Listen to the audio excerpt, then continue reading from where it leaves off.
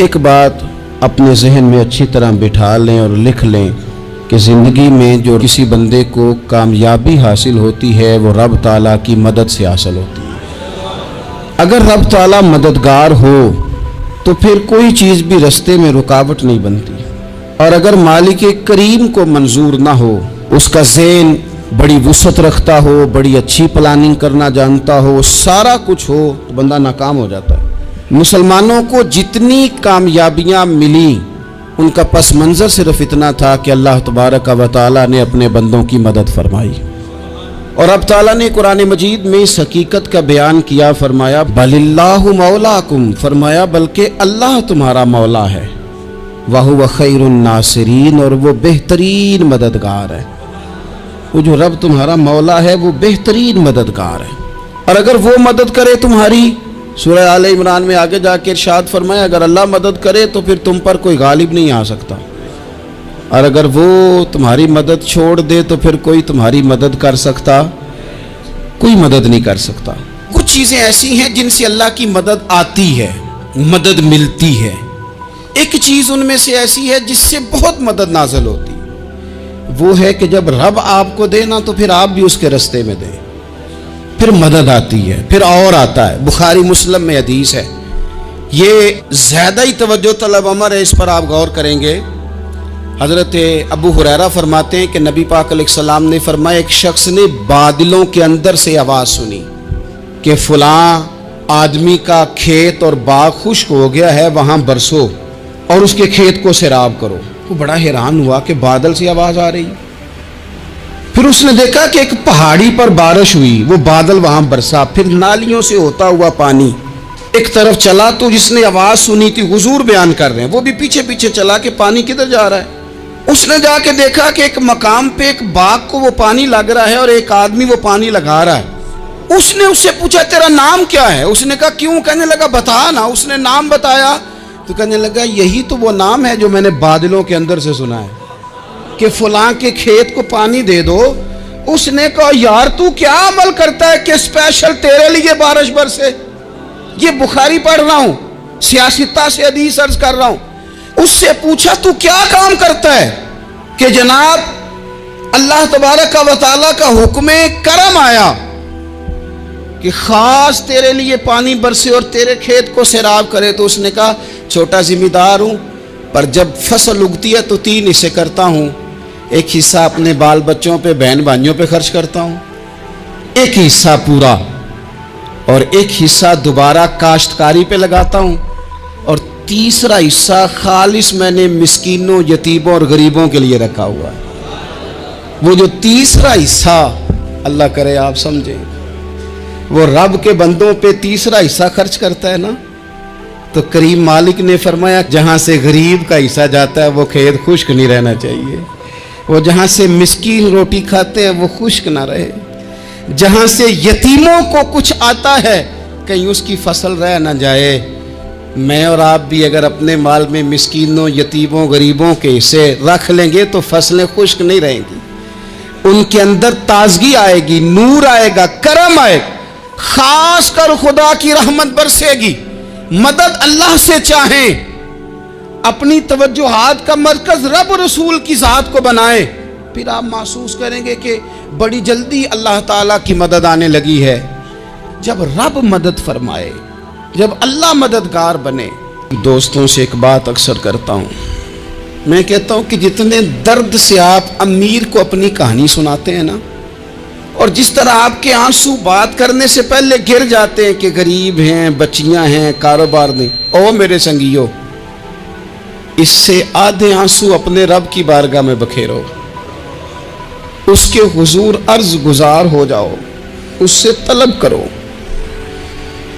ایک وقت انسان پر زندگی میں ایسا آتا ہے کہ اسے یوں محسوس ہوتا ہے کہ میرا سایہ بھی ذرا سا پیچھے ہٹ گیا ہے، اسے یوں لگتا ہے کہ میں کسی سہارے پہ ہاتھ ڈالتا ہوں تو وہ بھاگ جاتا ہے مجھ سے، لیکن مالک کی بارگاہ ایسی عظیم بارگاہ ہے، رب رسول کے آستانے اتنے بڑے ہیں کہ آپ جب وہاں کشکول طلب دراز کرتے ہیں تو جھولی پھیلانے میں دیر لگتی ہے، ان کو بھرنے میں تو کوئی دیر نہیں لگتی۔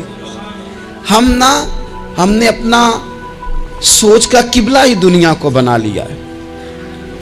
ये जो अल्लाह वालों की मदद है, ये तो है नहीं, अल्लाह ही की मदद है।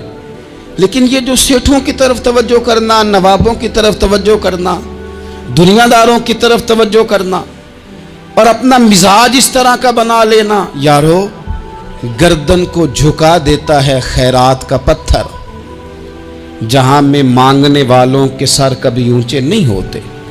और इकबाल कहते हैं गैरत है बड़ी चीज जहाने तगो दो में, पहनाती है ये फक्र को ताजे सरदारा। मैं अर्ज करूंगा कि अपनी आप जब तवज्जो का किबला अल्लाह रसूल को बनाएंगे तो रब फरमाते वयर्ज़ुक़हु मिन हैसु ला यहतसिब, मैं ना तुझे वहां से रिस्क दूंगा जहां से कभी तेरा गुमान भी नहीं गया होगा। यहां से भी मिल सकता है, तूने सोचा भी नहीं होगा। बुखारी शरीफ में हदीस है, हज़रत जाबिर इब्न अब्दुल्लाह फरमाते हैं नबी पाक सल्लल्लाहु अलैहि वसल्लम ने ना 300 लोगों का एक लश्कर रवाना किया किसी मुहिम के लिए, किसी जिहाद के लिए।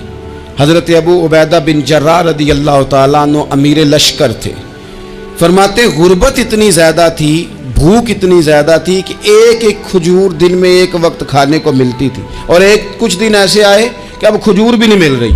फरमाते इतनी ज़्यादा भूख लगी मुजाहिदीन को, 300 बंदा पत्ते खा के गुजारा होने लगे। ये बुखारी में मौजूद है। आप फरमाते कि दरिया के किनारे हमारा पड़ाव था, ठहराव था। जब भूख से निढाल हो गए ना, वयर्ज़ुक़हु मिन हैसु ला यहतसिब, अल्लाह वहाँ से रोज़ी देता है, गुमान भी नहीं होता। फरमाते एक मछली अल्लाह ताला ने दरिया के किनारे भेजी। फरमाते हैं वो थी तो मछली पर पहाड़ जितनी थी। बुखारी में लफ्ज़ हैं, हज़रत जाबिर इब्न अब्दुल्लाह रदी अल्लाह ताला अन्हु फरमाते हैं 300 आदमी 18 दिन तक उस मछली को खाते रहे, मछली खत्म ही नहीं हुई। मछलियां नहीं, मछली। कहते हैं 18 दिन 300 बंदा खाता रहा, मछली खत्म ही नहीं हुई। और फरमाते हैं कि उसकी हड्डी निकाल के, कांटा कहेंगे आप अपनी जुबान में, कहते हैं वो निकाल के ना तो उसको खड़ा किया ना जब, तो ऊंट कजावे समेत उसके बीच से गुजर जाता था। 2 उसके कांटे जोड़े।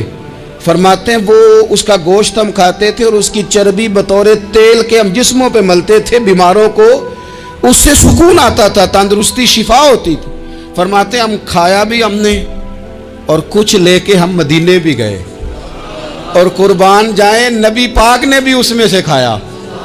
हमने अर्ज की हुजूर ये मुअम्मा क्या है, ये माजरा क्या है? तो महबूब ने फरमाया तुम्हारे पास ग़िज़ा नहीं थी, रब ने तुम्हारे लिए बंदोबस्त किया है, अल्लाह ने तुम्हें दिया है। ये नौजवान दोस्त मेरी बात लिख लें, परेशान लोग मेरी बात लिख लें, जिनके पास कुव्वत फैसला नहीं वो इस बात को लिख लें।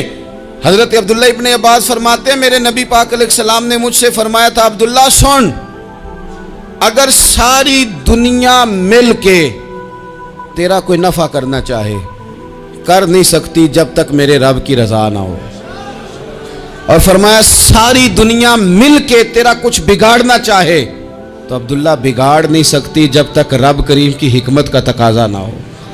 लोगों से डरना, लोगों की तरफ देखना, माहौल देख के अपने राह का तयन करना, हर बंदे के ख्यालात के मुताबिक ढलने की कोशिश करना, फलाना ना नाराज हो जाए, फलाना ना नाराज हो जाए, वो जिसने होना हो जाए, बस रब रसूल नाराज ना हो। ना देखो दुनिया की तरफ, दुनिया रुला देती है।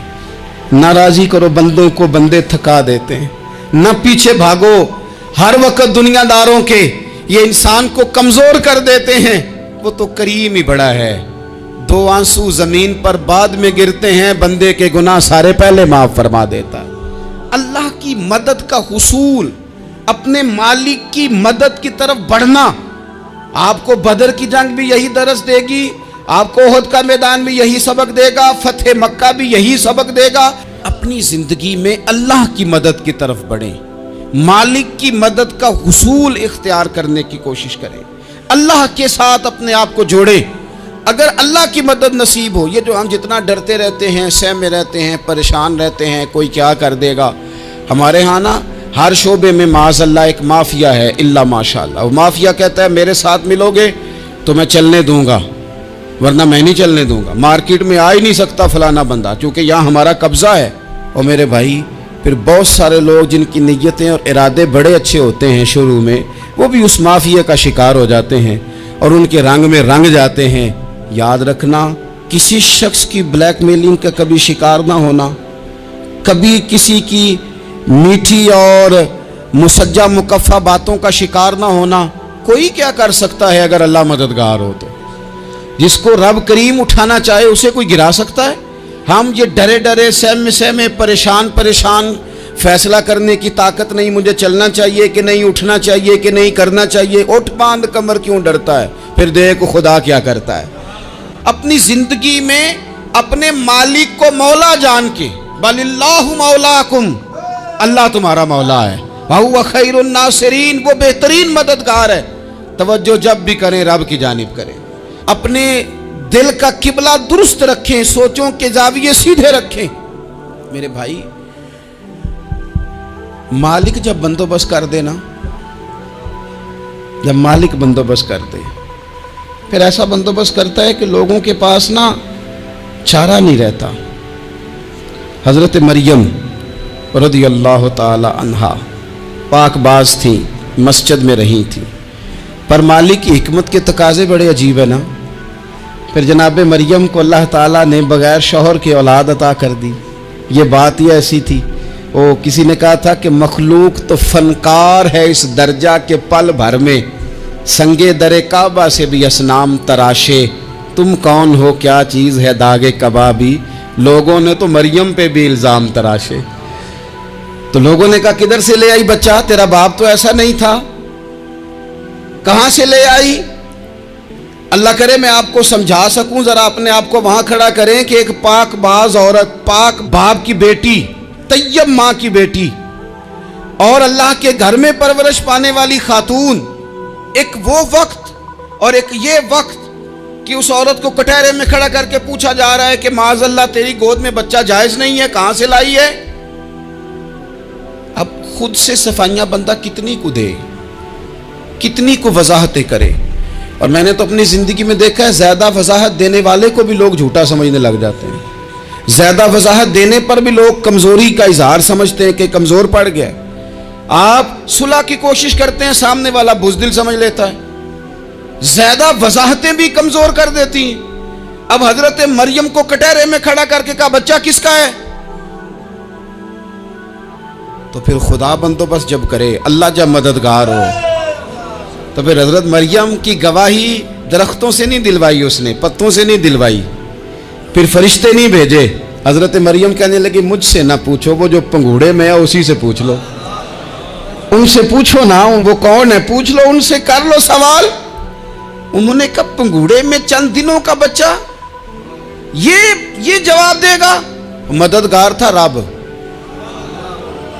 ان کی برات کا اعلان کرنا تھا مالک نے، اور جب مالک اعلان کر دے، جب مالک تیری صفائی دینا چاہے، جب مالک تجھے دنیا کے سامنے نکھارنا چاہے، تو پنگوڑے میں لیٹے حضرت عیسیٰ بول کے کہنے لگے انی عبداللہ آتانی الکتاب، فرمایا میں اللہ کا بندہ ہوں، رب نے مجھے کتاب عطا کر کے نبی بنا کے دنیا میں بھیجا ہے، میں اللہ کا بندہ ہوں، کتاب لے کے آیا ہوں، نبی بن کے آیا ہوں۔ پھر پنگوڑے سے اعلان ہو گیا، پھر بچہ بول پڑا۔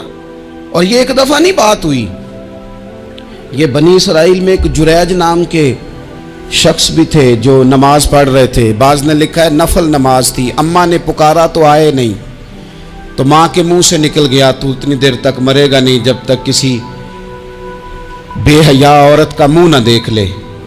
تو وہ عبادت گزار تھے، لیکن لوگوں نے ان کی عبادت، ریاضت، پرہیزگاری کو نہیں دیکھا، بس ایک عورت کو بھیج کے الزام لگوا دیا۔ وہ عورت آیا جایا کرتی تھی، اب آ جاتی ہیں عورتیں، مسئلہ پوچھنے کی نیت سے بھی آ جاتی ہیں۔ ماحول میں کچھ جگہ ایسی بھی ہیں جہاں عورتیں دم کرانے کے بہانے آ جاتی ہیں۔ وہ خاتون آتی جاتی تھی اس خانقاہ پہ، آستانے پہ، یہ بخاری میں موجود ہے۔ پھر اس نے کہا میری گود میں جو بچہ ہے یہ انہی کا ہے۔ مجھے بتائیں کیسے بندہ وضاحت دے؟ حالات خراب ہو گئے، لوگ کٹیا جلانے لگے، माहौल और तरह का बन गया। मेरे नबी पाक अलैहिस्सलाम फरमाते हैं, फिर उस रब के बंदे ने कहा, मालिक तू करीम है, तेरी मशीयत का तकाजा आया जो मेरी माँ ने जुमले बोले थे, पर अब मैं वजाहत देने के काबिल नहीं रहा, अब तू ही करम करेगा तो दरवाज़ा खुलेगा। तो वो चंद दिनों का बच्चा पंगूड़े में बोल के कहने लगा, मैं इस दरवेश का नहीं, मैं तो फलाने चरवाहे का बच्चा हूँ, वो जो बकरियां चराता है। रब की मदद को पुकारें, अपने साथ अपने मालिक की मदद को शामिल करें, थोड़े रिस्क पर भी गुजारा अच्छा होने लग जाएगा। सारे लोग आपको गिराने की तदबीरें कर रहे होंगे और मालिक आपको इज्जतें अता फरमा देगा, उसकी बारगाह से हिकमत का तकाजा और हो जाएगा। हमने सारी जिंदगी लोगों को राजी करने में गुजार दी, सारी जिंदगी बुढ़ापा आ गया बच्चों को पालते, और बच्चों ने आखिरी उम्र में कह दिया, अब्बा अगर कोई ढब का काम कर लेते तो आज हमारे दिन भी फिर न जाते। सारी जिंदगी गुजार दी बहन भाइयों को राजी करने में, सारी जिंदगी गुजार दी जिम्मेदारियां उठाने में। उनको 99 दफा दिया, एक दफा नहीं दिया तो उन्होंने कह दिया तूने तो कभी दिया ही नहीं, तू था ही नहीं। सारी जिंदगी मोहल्लेदारों इलाके वालों को राजी करने में गुजार दी।